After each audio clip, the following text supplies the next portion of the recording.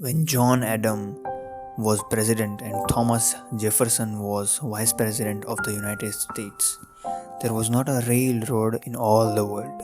People did not travel very much. There were no broad, smooth highways as there are now. The roads were crooked and muddy and rough. If a man was obliged to go from one city to another, he often rode on horseback. Instead of a trunk for his clothing, he carried a pair of saddlebags. Instead of sitting at his ease in a parlor car, he went on jolting along through mud and mire, exposed to wind and weather. One day, some men were sitting by the door of a hotel in Baltimore.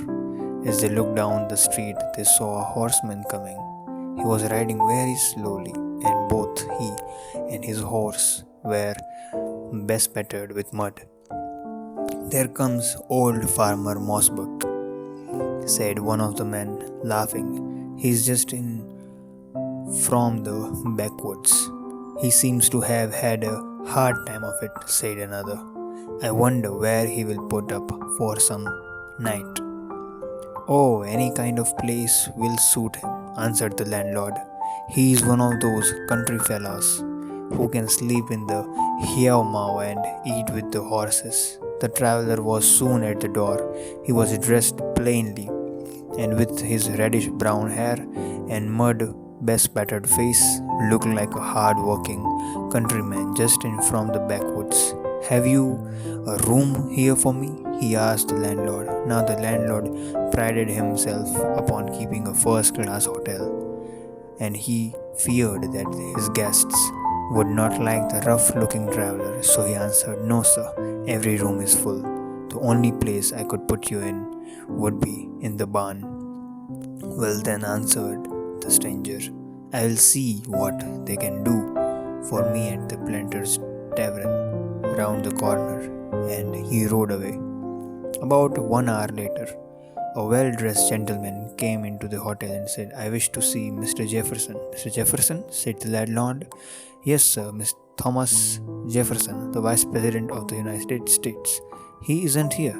"Oh, but he must be. I met him as he rode into town, and he said that he intended to stop at his hotel. He has been here about an hour." "No, he hasn't. The only man that has been here for lodging today was an old clodhopper who was so spattered with mud that you couldn't see the color of his coat. I sent him round to the planters." "Did he have reddish brown hair, and did he ride a grey horse?" "Yes, and he was quite tall." "That was Mr. Jefferson," said the gentleman. "Mr. Jefferson?" cried the landlord. "Was that the vice president?" "Here, build a fire in the best room, put everything in tip-top order. Sally, water downs. I was to turn Mr. Jefferson away. He shall have all the rooms in the house, and the ladies' parlor too. I'll go right round to the planters and fetch him back."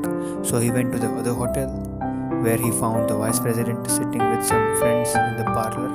"Mr. Jefferson," he said, "I have come to ask you pardon. You were so bespattered with mud that I thought you were some old farmer. If you will come back to my house, you shall have some best room in it. Yes, all the rooms if you wish. Won't you come?" "No," answered Mr. Jefferson. "A farmer is as good as any other man, and where there is no room for a farmer, there can be no room for me." It's a truly inspirational tale and a great example of excellent moral values.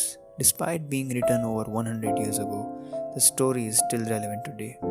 If you are looking for some inspirational stories, consider subscribing. Thank you.